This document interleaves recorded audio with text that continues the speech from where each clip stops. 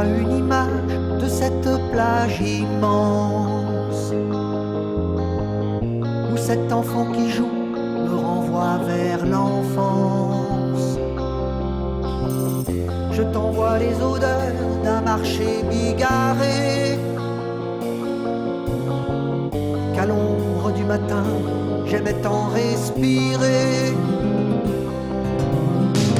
Je t'envoie quelques cris de ces gamins heureux aux rentrées de septembre dans un matin brumeux. Je t'envoie un discours sur la fraternité que des hommes en colère n'ont jamais partagé. C'est plus facile, je sais, d'ignorer que de tendre la main.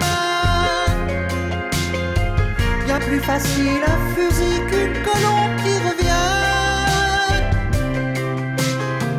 Ça fait du bien parfois de pleurer sur mes mains en silence. Je t'envoie l'espérance de guérir ton absence.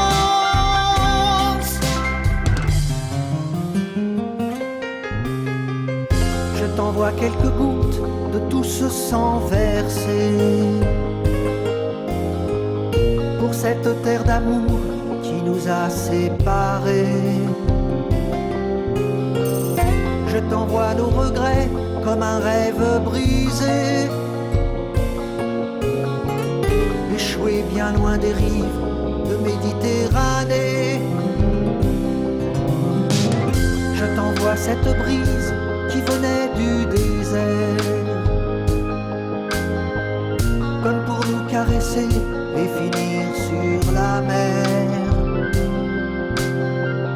Au coucher du soleil, au dernier rayon vert, emportant les cargos vers le froid et l'hiver. C'est plus facile, je sais, d'ignorer que de tendre la main.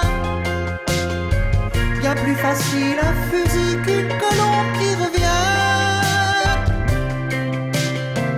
Ça fait du bien parfois de pleurer sur mes mains en silence. Je t'envoie l'espérance de guérir ton absence.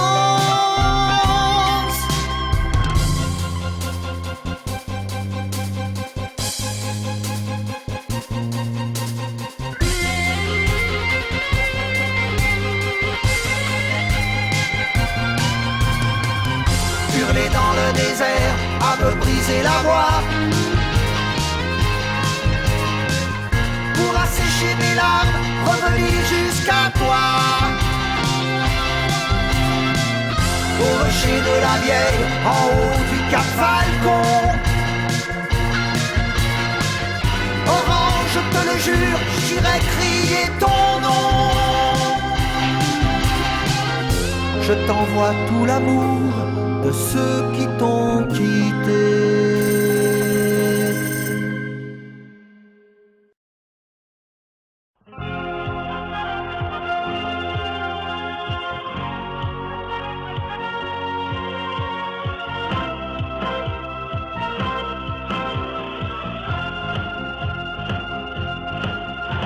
J'ai passé le meilleur de ma vie en voyage, Algérie, Tunisie, Maroc et Taras.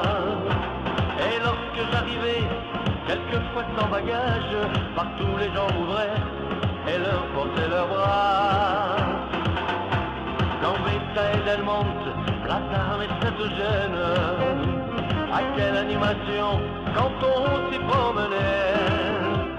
Et le soir on allait danser à Canastelle, que la vie était belle avec les Oranais. Je suis viennois, tu es viennois, et nous sommes tous des pieds noirs avec honneur et gloire. Même si le courant de l'histoire nous a fait changer de trottoir, nous sommes restés pieds noirs.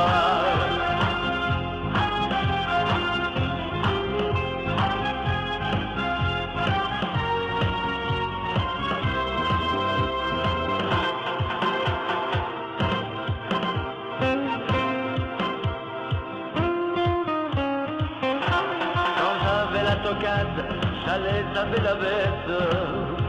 Le soir au mamelon, les amis m'attendaient. Debout, faille de Kémia, arrosé d'anisette, au rang on le voyait, une semaine après. On l'appelait la Blanche, Alger je me rappelle. Le soir et le décor des 1001 nuits, où l'on chantait souvent de belles ritournelles. Alger je me rappelle, c'était le paradis. Je suis pied noir, tu es pied noir, et nous sommes tous des pieds noirs avec honneur et gloire.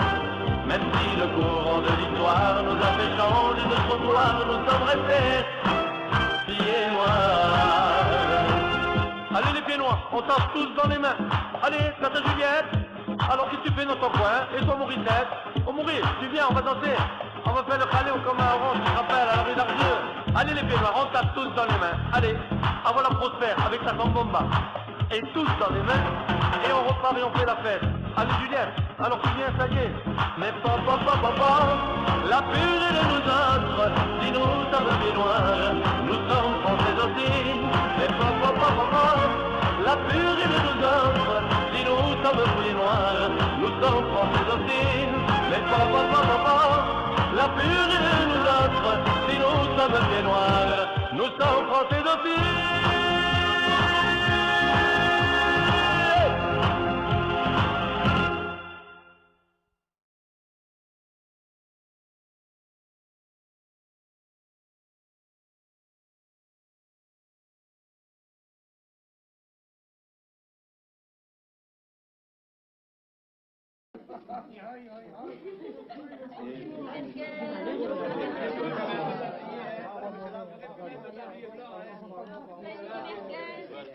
Ça sent le merguez. Maman, comme j'aimerais que tu sois là. Et là-bas, ils vont croire que c'est comme ça tous les jours. C'est que Oran a refusé de continuer à reconnaître sa supériorité sur Alger. Alger s'est conforme. Qui était la capitale? La capitale du monde, c'est Alger. Ah, ça y est, on remet ça.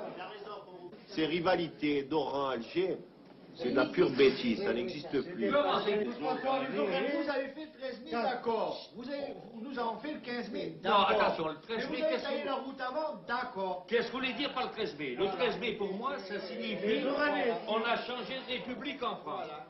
Les Il y Oranais. en a un qui a éternué à Alger. En France, de la peur qu'ils ont eue, ils ont changé de république. C'est vrai ou c'est pas vrai?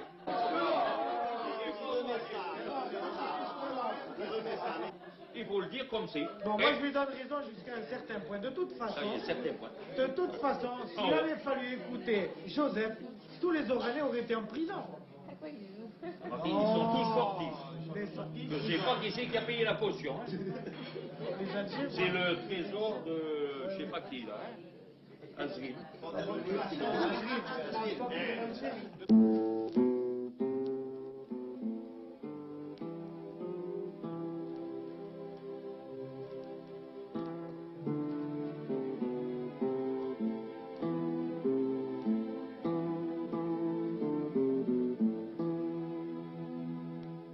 Nous sommes partis au mois de juin, quelques jours avant l'indépendance. Le jour où les réservoirs d'essence ont explosé dans le port d'Oran, nous sommes partis 6 sur un bateau de 8 mètres. Nous avons mis 32 heures pour venir d'Oran à Alicante. Il y avait des navigateurs avec vous? Pas du tout. Le seul navigateur, c'était moi qui n'avais jamais conduit un bateau de ma vie. Et vous êtes arrivé alors ici? Parce que le bon Dieu a voulu qu'on arrive.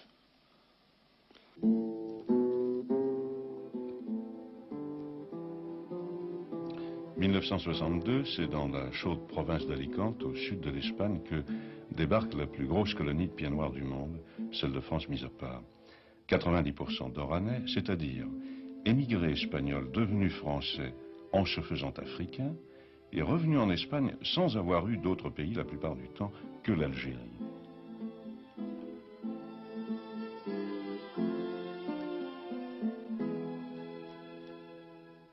J'y suis né et je suis resté jusqu'à ce qu'on nous a mis dehors, pour ainsi dire, les Arabes, quand on est venu ici en France. Et ici à Alicante, vous aimez Alicante? Oui, je ne sors pas parce que je ne peux pas trop marcher. Je ne sors pas trop en ville. J'ai vu 2 ou 3 fois. C'est très bien. J'aime bien. Mais vous auriez préféré rester là-bas? En Algérie, oh, certainement. J'aurais préféré. Vous aviez une maison là-bas? Oui. Où ça? Près du port là-bas. Une maison grande neuve qu'il y avait. Boulevard Front-de-Mer. Front-de-Mer, on appelait la maison. À Oran. À Oran. Oui. Vos parents aussi, ils étaient de là-bas? Mes parents n'ont été d'ici, d'Espagne.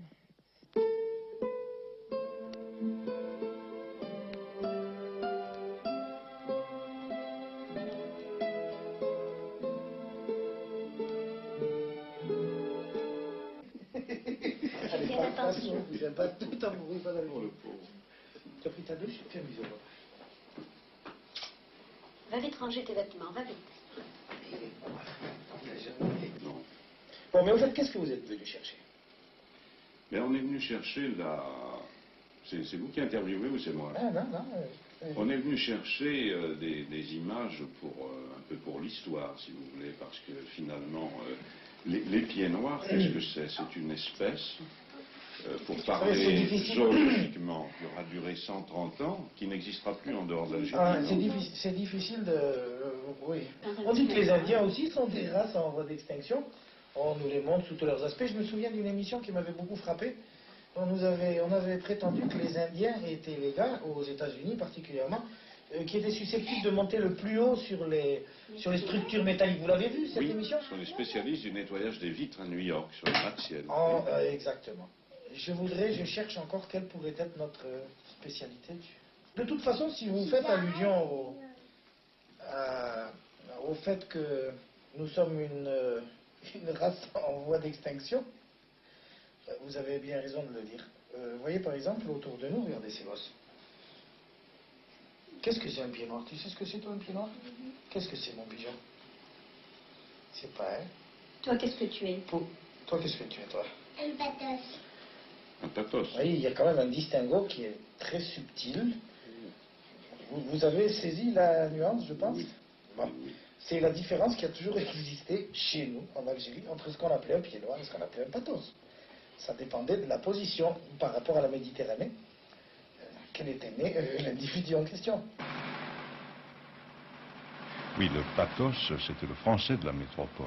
Mais la fantaisie de l'histoire continue, car le pied noir, plus ou moins fondu dans la masse quand il est rentré en France, est resté peut-être davantage pied noir quand il est exilé sous le ciel africain de la Méditerranée d'Espagne. Monsieur Sturla, quand vous êtes arrivé ici, c'était comme ça? Oui, le terrain était exactement comme ça. Peut-être un peu plus vallonné, parce qu'il a fallu niveler pas mal de terrain. Mais c'est à peu près ce genre-là, oui. Mais dans ce pays, avec des figuiers, des oliviers, des orangers et tout ça, vous n'êtes quand même pas trop dépaysé? Oh non, pas du tout, parce que c'est exactement le paysage de chez nous, d'Oranie. On ne peut pas dire qu'il y a beaucoup de verdure. Il y a surtout des cailloux. La culture, c'était votre métier dans l'Oranais? Oh non, pas du tout. Dans l'Oranais, j'étais entrepreneur de transport. Cette facilité avec laquelle on a sauté d'une affaire à l'autre, le gars qui était banquier en Algérie s'est froidement retrouvé ici à la tête d'un bar ou une affaire de construction. Nous, ici, les spécialités, nous les avons pratiquement oubliées. On est devenu spécialiste en tout. Recommencer, et toujours recommencer, tenter toujours quelque chose de nouveau. Ay, orán de mi vida, cuánto me acuerdo de ti. En Alicante, chez les pieds noirs, les cultivateurs sont l'exception. Beaucoup se sont fait petits commerçants, beaucoup des enseignes françaises ont poussé dans la ville, beaucoup travaillent dans la construction, surtout les affaires immobilières, favorisées par le boom du tourisme espagnol, auquel ils ont d'ailleurs contribué. Mais le déchet est lourd, 50% au moins d'économiquement faible, courant après de minces ressources venues de l'administration de France ou même d'Algérie, victimes ou veuves du drame algérien, aidées à Alicante par un comité de bienfaisance. Nous verrons bien si nous pouvons obtenir satisfaction. Monsieur Carbonel, je venais voir si vous auriez une réponse pour moi. Ben, j'ai reçu une réponse de la caisse de Rouen. Oui. Et au bout de 9 mois, fini par répondre qu'ils ont reçu oui. la demande qui avait été faite et qu'ils vont étudier votre demande de rachat de pension d'accident du travail et qu'ils espèrent dans quelques semaines. Dans quelques semaines, il y a quand même plus d'1 an et demi que cette histoire oui, traîne. Enfin, qu'est-ce que vous voulez? On continuera à vous aider comme on l'a fait jusqu'à présent, en attendant qu'il y ait le règlement. Ces bateaux, le soleil, la mer, les mouettes, tout ça, je crois que ça vous rappelle quelque chose à tous les deux. Oui, en effet, c'est exactement mon pays. Arzeux, où le port se présente de la même façon, exactement de la même façon qu'ici. C'est d'ailleurs pour ça que nous venons nous promener presque tous les jours. Et vous, monsieur, vous Eh bien, moi, ça me rappelle Alger. Puis le soleil, la chaleur. Et c'est pour ça qu'on est ici. Vous êtes en retraite ici? Je suis en retraite, mais parce que je suis resté ici, parce que je ne pourrais pas vivre en France avec ma petite retraite. J'arriverai même pas à payer un loyer. Et ici, j'arrive à manger et payer un loyer. Voilà, c'est pour ça que je suis ici en Espagne.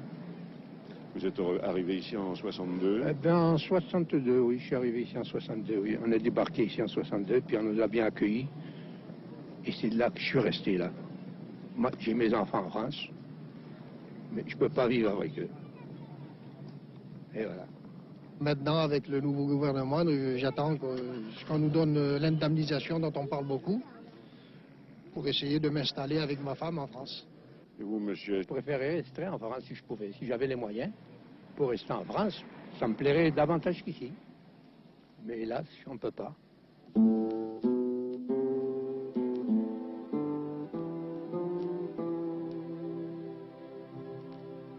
Ça nous a coûté horriblement cher de nous implanter ici. On a pris des claques, on a pris des coups, on a appris à vivre, on a appris à travailler. On encaisse, on limite les dégâts, et puis on recommence autre chose. Et surtout, on sourit toujours.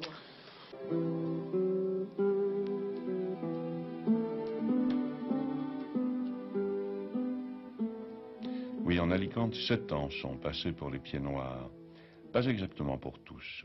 Et peut-être pas pour Joseph Martinez. Vous appelez Joseph Martinez, vous avez 49 ans. Au 19e siècle, vos ancêtres ont quitté cette Espagne pour devenir des Français d'Afrique du Nord, des Pieds Noirs. Vous êtes un Pied Noir, et puis un jour, ces Pieds Noirs, qui s'appelaient comme vous, quelquefois Martinez, ont quitté cette Algérie et sont revenus en Espagne. C'est ça votre histoire? Oui, monsieur. Hélas, c'est une triste histoire. En Algérie, votre obligé a fait 7 ans et demi de service, d'abord au 1er tirailleur, ensuite au 2e régiment de Zouaves. Nous avons fait la Syrie, nous avons fait ensuite le débarquement à Saint-Tropez, et je m'appelle naturellement Martinez. Martinez, ce nom qui sonne aux oreilles des Dupont et des Durand. Eh bien, les Martinez, c'était les Dupont d'Oran. Vous comprenez, monsieur? Mon bisaïeul maternel était marin à Toulon. Mon grand-père paternel a servi sous les ordres de Napoléon III, lorsque Napoléon III est venu à Oran. Mon père était lieutenant au 8e régiment de Zouaves. Il a fait 14-18, comme un bon Français. Parce que la France, c'est à nous. C'est à nous, la France. C'est à personne d'autre. C'est nous qui l'avons créé. C'est nous qui l'avons défendu. C'est nous qui avons versé notre sang pour la France. Et aujourd'hui, comme des répudiés, nous nous trouvons sur un sol. Notre mère nous a abandonnés. Une marâtre nous a accueillis, mais bien accueillis. Est-ce que vous voulez bien que nous revenions un petit peu en arrière et vous nous parliez de votre vie à Oran? Ma vie à Oran, j'étais un fonctionnaire de l'administration pénitentiaire. Vous étiez gardien-chef de la prison d'Oran? J'étais surveillant principal à la maison d'arrêt d'Oran. À la maison d'arrêt d'Oran? Oui, monsieur. Et j'ai eu des détenus, des frères. Et dans quelles circonstances avez-vous quitté Oran? Dans une période d'apocalypse que personne au monde. Il a fallu vraiment vivre cette vie pour le croire, pour le sentir. On se sentait trahi de tout le monde, par tout le monde, tiré par tout le monde. Voilà, je suis blessé en chantant la Marseillaise, en chantant l'hymne national française. Par qui? Par les miens, par mes frères d'armes. Pourquoi? Pour abandonner l'Algérie. L'Algérie. Et c'est en bateau que vous êtes venu en Espagne? Oui, monsieur. Et c'est à Alicante que vous êtes arrivé? À Alicante, oui, monsieur. Et alors, à ce moment-là, qu'est-ce qui s'est passé? Eh bien, nous avons été accueillis par nos frères espagnols, parce qu'on peut les appeler nos frères espagnols. Derrière nous, nous avons un monsieur qui s'appelle Don Felipe Choclan.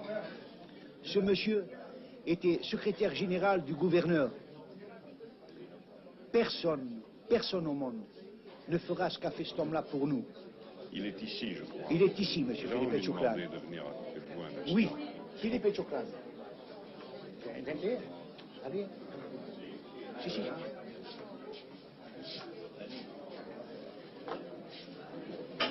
Ce monsieur que nous avons en face de nous, nous lui devons tout. Tous les pieds noirs réunis ici, nous lui devons notre vie à monsieur Don Felipe Choclan. C'était notre père spirituel. On n'a pas de mots pour le remercier. 17 ans ont passé. Comment vous sentez-vous aujourd'hui et qu'est-ce que vous pensez de tout ça? La page est tournée. Moi, je suis très heureux. J'aimerais terminer mes jours ici, en bonne santé. Je me sens chez moi ici, plus chez moi ici qu'en France. Pourquoi vous la laissez là? Parce que j'ai besoin d'elle. Parce que M. Martinez, c'est mon ami. Ah, parce que rien qu'à moi vous chargez. À où elle tourne dans la vie. Allez, bande de voleurs, dis.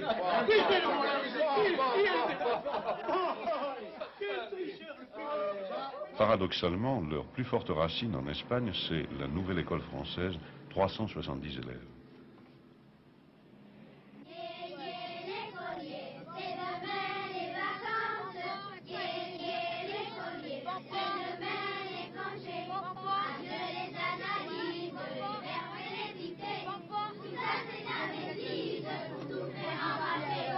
Comment t'appelles-tu? Paul Varro. Hein? Paul Varro. Paul Varro. Oui.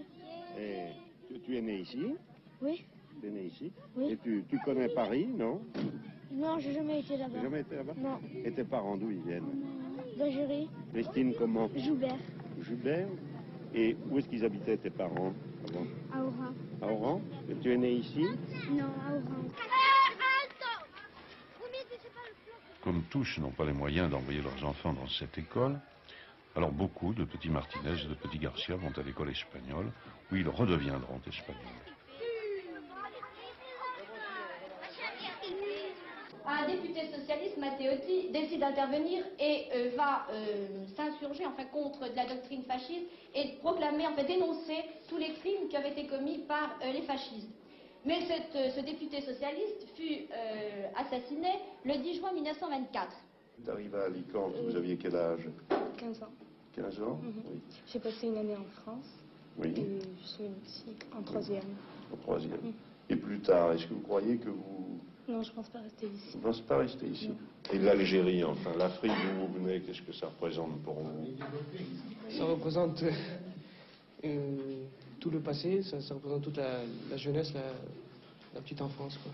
Donc en famille, on n'en parle plus, c'est du passé, c'est fini. Vous êtes certainement moins tourné vers le passé que vos parents. Oui, bien sûr. Puis c'est-à-dire qu'on est parti étant très jeune, et maintenant on finit par ne plus s'en souvenir. C'est indéfinissable pour eux. C'est une histoire discontinue. Alors ils nous posent des questions. Ils essaient de rattacher, mais en fait, ils s'en éloignent chaque jour davantage. Dans les manuels d'histoire, ça va tenir en une page ou en 2 pages, c'est très clair. Vous croyez pas? La purée, n'est-ce pas? Voilà une expression pied noir, n'est-ce pas, qui restera pour l'éternité. Non, ça reste la pas purée. Ça va se perdre comme le reste.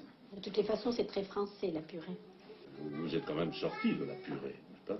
Vous croyez qu'on en est sorti de la purée? Moi, Elle est de meilleure qualité maintenant. Non, le soleil, ça fait tout digérer. Puis la purée au soleil...